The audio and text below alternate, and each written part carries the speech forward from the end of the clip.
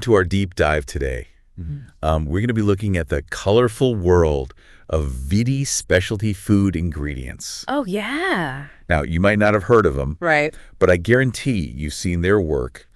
They're the ones making those really bright, vibrant colors that you see in all sorts of things. Yeah. Candies, drinks, and even some cosmetics. That's right. They're like the hidden artists behind a lot of the colors that we see every day. Yeah, and it's a really interesting business. So today we're going to take kind of a peek behind the curtain to see just how Vidhi is cooking up growth. Okay. We've got investor presentations and some call transcripts. Right. We're going to try to break it down in a way that like even a kid could understand. I like that approach a lot. Yeah. I think it's a good one. So how about we start with like the most basic question? Sure. What exactly does Vidhi do? So think about it this way. Okay. Imagine you're a kid and you got a big box of crayons. Oh, I love this already. Vidhi is like the company that makes those crayons. They provide the colors for everyone else to use and create with. So instead of coloring books, we're talking about food and beverages. Food and beverages. Personal care, even things like leak detectors and inks. That's right. Inks. Exactly. So they're really kind of supplying these essential ingredients. They are. Across a whole spectrum of industries. Yeah. And it's interesting because they're not just some small, like, local operation. Right. Vidhi is actually the second largest manufacturer of synthetic food colors in all of Asia. Wow. Second largest in Asia. Yeah. I mean, that's pretty impressive. It's a big deal. Especially for a company that many of our listeners probably haven't even heard of. Exactly. So where does all this growth come from? Well, one of the key things that they've done is that they've made a shift in recent years, and they've moved away from simply trading colors. So like buying and selling crayons that are already made by somebody else. Right. They're the middleman. Okay. Now they're focusing more on actually manufacturing their own colors. So they become the crayon factory. Exactly. And that makes sense. Yeah. You know, if you control the whole process, right, you have a lot more control over your profits. You do. So looking at their financials. Yeah. In fiscal year 2022, manufacturing accounted for about 47% of their revenue. Right. But just 2 years later, in fiscal year 2024, that jumped up to a whopping 90%. Yeah. It's a big shift, and it really shows where they're putting their focus. That's a huge leap. I mean, they're clearly putting a lot of emphasis on making their own colors. Absolutely. And to support that growth, they've invested a lot in expanding their production capacity. Yeah. They recently opened a brand new factory in Dahej, which is in Gujarat. Okay. And that's effectively doubled their ability to make these ingredients. That's a pretty big statement. It is. I mean, it shows a lot of confidence in future demand. Right. You don't invest that kind of money unless you really think you can sell those colors. You're absolutely right. And what's even more impressive, they funded that entire expansion with their own money. Wow. It was a 70 crore rupee investment, and they didn't take out any loans, no borrowing. Okay. So that shows a really strong financial foundation. So they've got the factory, they've got the money, and they're making the colors. The big question is, how much are they expecting to sell? That's the question. And at what price? Right. So what are we looking at here? So Vidhi has projected that this new Dahej plant will generate somewhere between 250 to 300 crore rupees in annual revenue once it's fully operational. That's a pretty wide range. It is. What explains that? Well, it comes down to a couple of factors. First, the global food color market is growing. It's growing steadily, but it's not like exploding. Right. It's not like everybody suddenly decided to eat twice as much colorful food. Right, exactly. So it's estimated to be increasing at about 4.7% annually. Okay. So a portion of their projected revenue relies on them capturing a larger share of that existing market. Okay, so they're banking on grabbing a bigger piece of that crayon pie. Exactly. Okay. But they're not stopping there. Right. They're also targeting what they call nonlinear growth. Nonlinear growth. In specific sectors. Okay, you're going to have to break that down for me. I will.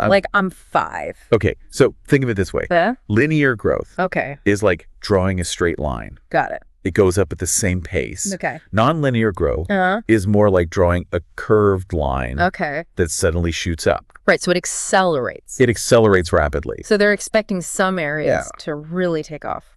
Precisely. And the areas that they're focusing on are personal care, healthcare, beauty products, cosmetics. All right, so areas where color really plays a big role. A huge role. In attracting customers. It's all about the visuals. Right. Everyone wants to look their best. Exactly. And, those vibrant colors can really make those products for sure stand out. Yeah.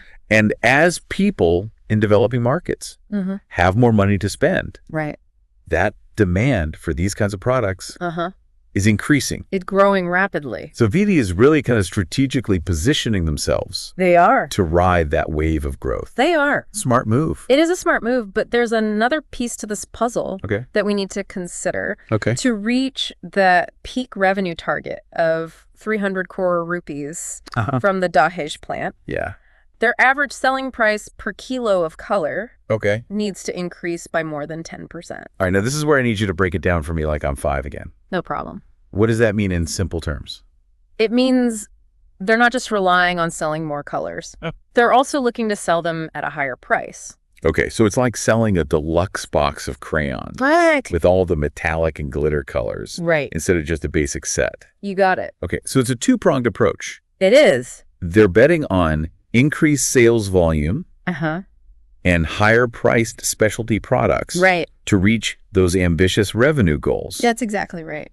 Now, this is starting to paint a really interesting picture. It is.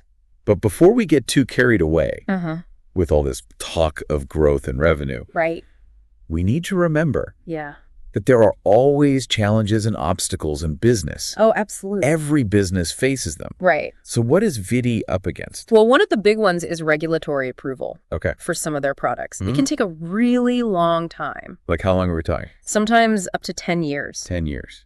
10 years. That's longer than some kids are in school. It's a long time. So that's a real roadblock. It's like having this brilliant new color. Yeah. That's just trapped in some kind of bureaucratic maze. You got it. Okay, so that's one challenge. That's one challenge. What else are they facing? But they're also doing some interesting things in the meantime. They've been working on some really innovative new products. All right, so a little bit of mystery here. There is some mystery. They're not giving away all the details. Right. But they're working on some cool stuff. They are. In their R&D labs. Yes. Which could give them an edge over the competition. That's the idea. All right, so they're playing in the long game. They're dealing with those regulatory hurdles. Yeah. But they're also trying to get ahead. Right. With these new products. Exactly. Now, speaking of competition. Yeah. We can't forget about the other players in this market. No, we can't. I mean, Vidhi is going head-to-head with some pretty established companies. They are. Both in India and internationally. And globally. So it's not just a clear path to success here. Right. They've got to navigate those regulatory hurdles. Yes. Outsmart the competition. Sure. And then they've got to convince those customers to pay a premium for their specialty colors. Absolutely. Wow. It's a challenge. This is already shaping up to be a really fascinating deep dive. It is? It's amazing to see how something as simple as color can have such a complex, dynamic business behind it. It's really interesting. So we've only just scratched the surface. We have. There's a lot more to explore. A lot more. So stay tuned as we unpack the rest of Vidhi's story. All right. So we've talked about Vidhi's shift to manufacturing their own colors and their ambitious revenue projections. Right. But how exactly do they plan to hit those targets? Yeah. Where do we even begin with that? Well, let's go back to that crayon box analogy for a second. Okay. Remember, they want to sell more of those deluxe sets? With the specialty colors? Right, with those higher priced colors. Yeah, like those metallic and glitter crayons that every kid wants. Exactly. And to do that, they're focusing heavily on research and development. Okay, so it's not just about making more of the same old colors. Right. They're really trying to create something new and exciting. They are. That customers are going to be willing to pay a premium for. Precisely. And they're being a little bit secretive about what exactly they're working on. Okay. But they've hinted that some of these new colors could have applications in areas like cosmetics, personal care products, and even healthcare. Now, that's intriguing. It is. Imagine like a color-changing lipstick that reacts to your mood. Yeah. Or a bandage that changes color as a wound heals. Right. I mean, the possibilities are kind of endless. It definitely sparks the imagination. It does. But developing those colors is only half the battle. Right. Because then they've got to get the regulatory approval. Exactly, which, as we've discussed, can be a very lengthy process. Yeah, that 10-year waiting period for some products is a real hurdle. It's like having this brilliant new color trapped in a bureaucratic maze. It is a challenge, but Vidhi seems committed to meeting those really high safety and quality standards. Okay. And they mentioned they've been working on some of these products for 3 to 4 years already. Okay. And some approvals are actually pretty close. So they're playing the long game. Yeah. But they're optimistic that at least some of these innovative colors will be hitting the market relatively soon. That's the impression they give. And if they are successful, it could significantly boost their average selling price and help them reach those revenue targets. So it's kind of a balancing act. It is. You know, they need to invest in the research and development to create those premium colors. But then they also need to manage that risk. Yeah. That the products might not get approved. Exactly. Or they might not be commercially successful. It's a calculated gamble. It is. But one they seem willing to take. Okay, and what about their existing product lines? Oh, that's a good point. Could they use some of these innovations to enhance the colors that they're already selling? Absolutely. Imagine them developing a new technique that makes their existing colors even brighter or even more vibrant. Okay. That could give them a competitive edge and allow them to charge a premium even for their standard colors. So it's not just about new colors. Right. They're also trying to improve what they already have. Exactly. Smart. It is.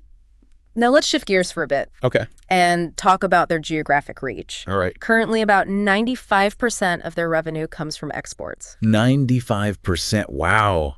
So they're truly a global player. They are. Sending their colors all over the world. All over. But what about their home market, India? That's a great question. They've acknowledged that they've really focused primarily on export markets, which tend to be larger and offer more economies of scale. It's like selling those crayon boxes in bulk to big retailers overseas instead of focusing on individual sales at the local store. You got it, but they're now starting to recognize the potential of the Indian market, which has an annual demand for around 3,000 to 4,000 tons of color. And they're only capturing a small fraction of that right now. That's right. But they've stated that they're planning to aggressively target the Indian market as the Dahej plant comes online and they have more capacity. So they're planting their flag in India. They are. And saying, we're here to add a little color to your lives, too. Exactly. And that domestic growth could be a significant contributor to their overall revenue in the coming years. It's like opening up a whole new crayon factory right in your own neighborhood. Now, remember how we talked about their average selling price needing to increase by more than 10%? Yes. That was the part that made my head spin a little bit. Well, expanding into the domestic market could actually help them achieve that. Really? How so? Well, the Indian market might be more receptive to some of their premium and specialty colors. Which could command higher prices. Got it. Plus, by selling more colors within India, they reduce their reliance on exports. Which can sometimes have lower profit margins. Because of shipping and all that. Exactly, because of shipping costs and currency fluctuations. So by focusing on both international and domestic growth, they're kind of creating a more diversified revenue stream. They are. And potentially boosting their profitability. Exactly. They're spreading their wings and exploring multiple avenues for growth. It's like having a whole rainbow of options. That's a great way to put it. But even with this diversified strategy, they still face some pretty stiff competition. Right. They can't just assume they're going to automatically succeed. Exactly. They've got to stay innovative, keep their costs under control, and constantly adapt to the changing market. Absolutely. It's a dynamic industry. Yeah. They've got to be nimble to stay ahead. It's really exciting to see a company like Vidhi with its roots in India taking on this global challenge and aiming for such ambitious growth. It's going to be fascinating to watch how their story unfolds over the next few years. We've covered a lot of ground today. We have. From Vidhi's, transition to manufacturing all the way to their really ambitious revenue projections. It's amazing to see how this company that so many people probably haven't even heard of is really kind of quietly becoming a major player in this global color market. They really are. And it just goes to show you, how interconnected our world is. Right. I mean, you might be surprised to learn just how many everyday products have colors that are sourced from a company like this in India. It's true. And I think it's a good reminder that, there are these hidden champions everywhere that are kind of working behind the scenes to bring these vibrant hues to our lives. Exactly. And what's interesting about Vidhi is that they're not just content with being a supplier. They really want to shape the future of the color industry. Yeah, we talked about their R&D efforts. Right. All those innovative new colors they're developing. Yeah, they're not afraid to experiment. Right. And those tie back to their focus on these high growth sectors, like personal care and cosmetics and even healthcare. They're trying to position themselves to ride that wave of consumer demand. Yep, especially in developing markets. Precisely. And it's not just about responding to existing trends. It's about anticipating where the market is going. Yeah, and getting there first. Exactly. It's a bold strategy. It is. But it seems like they have a really solid plan in place. Yeah, they're expanding their manufacturing capacity. They're building a domestic marketing team. They're investing heavily in R&D. And they've got that strong financial foundation. They funded the Dahej plant expansion entirely with their own money. With no loans. No loans. That shows a lot of discipline. It does. And confidence in their ability to make money. So they've got the resources. They've got the ambition. And they've got the strategic vision. They do, but of course, as we've talked about, there are always risks in business. Right, like what? Well, those regulatory hurdles are a big one. Yeah. Getting approval for new colors can take years. Right. And there's always a chance that a promising new product could just get stuck. In that regulatory limbo. Exactly. And then there's the competitive landscape. Right. They're up against some pretty big companies. They are. Both in India and internationally. Both. So they can't afford to get complacent. No, they have to stay agile, keep innovating. Right, and keep finding ways to stand out. Exactly. It's a really dynamic industry. Yeah. And they need to be on top of their game. It really is kind of like a high-stakes game of colorful chess. I like that.